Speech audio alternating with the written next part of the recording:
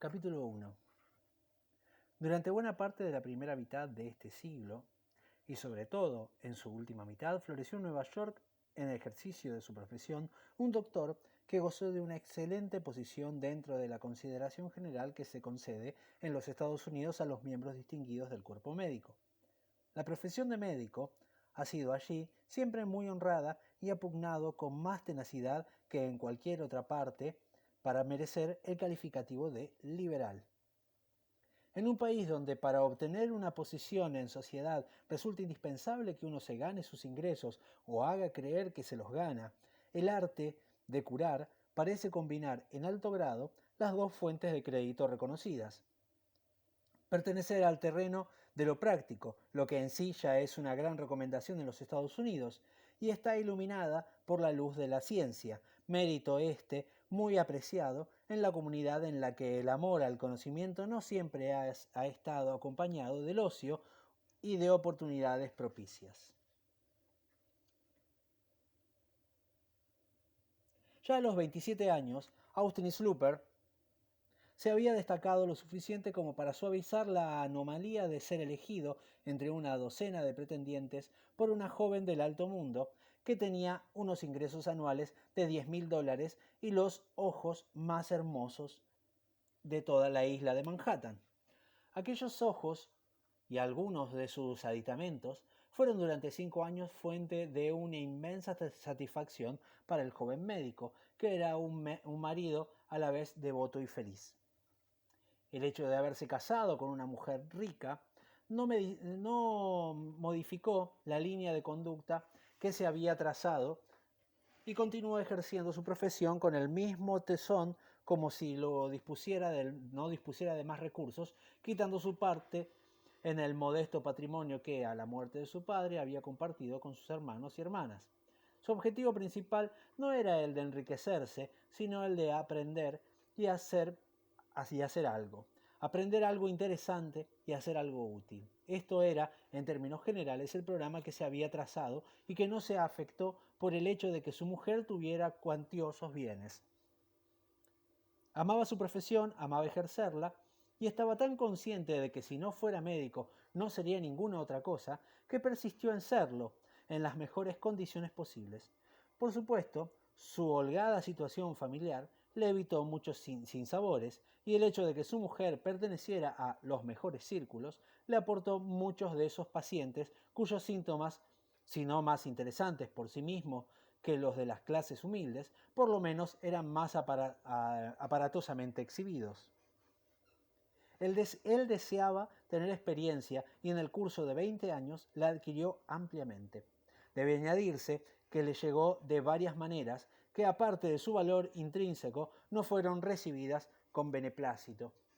Todo lo contrario. Su primer hijo, un niño que prometía muchísimo como el doctor, nada afecto a los fáciles entusiasmos, firmemente creía, murió a los 3 años de edad, a despecho de todo lo que la ternura de la madre y la ciencia del padre pudieron idear para salvarlo. 2 años después, la señora Sloper dio a luz a su segundo hijo, de un sexo que convertía al pobre bebé, en opinión del doctor, en un sustituto inadecuado para su llorado primogénito, a quien se había jurado convertir en un hombre admirable.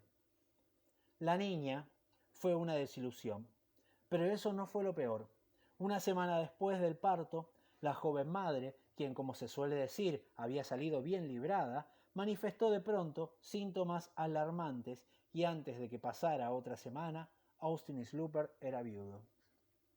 Tratándose de un hombre cuyo oficio era el de mantener con vida a la gente, se podía decir que los resultados obtenidos en su propia casa eran bastante pobres.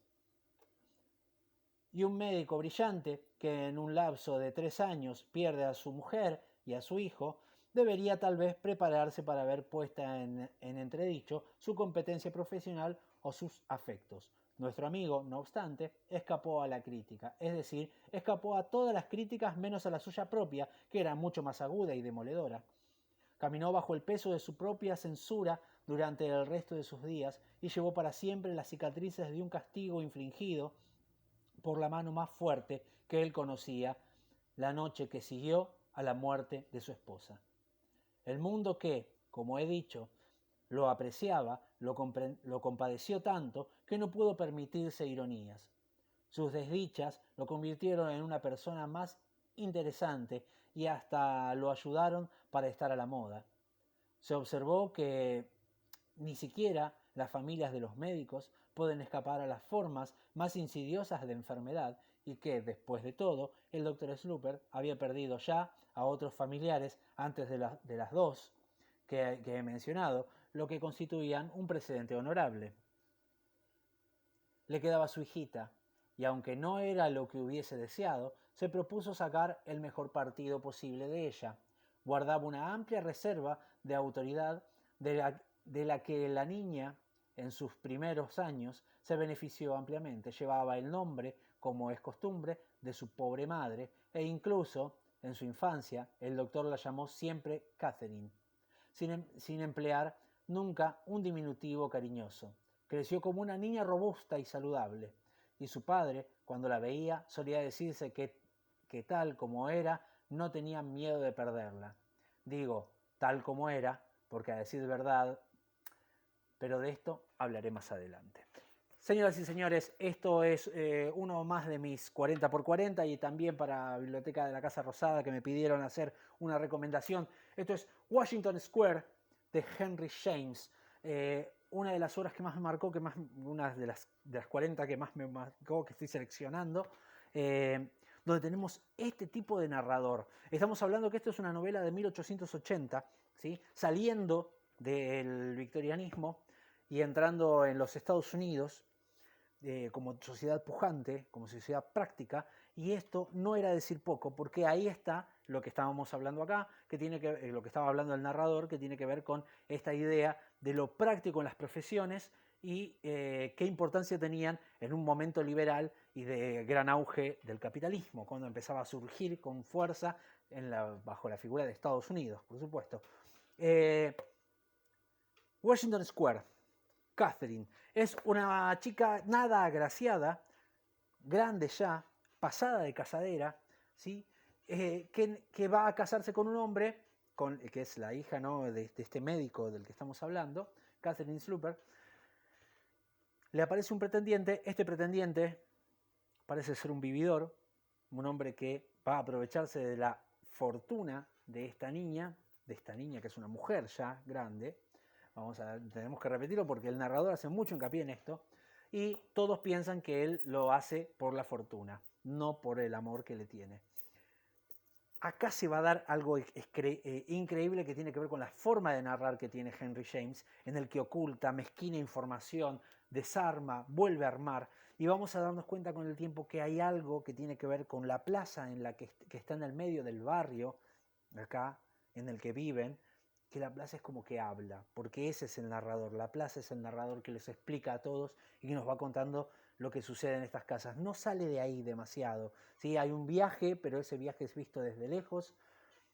La novela es maravillosa, es como si fuera una sátira constante a los novelones románticos de la mujer que se quiere casar, de la hija que se quiere casar, de ese siglo, de ese fin de siglo y principio del siglo XX.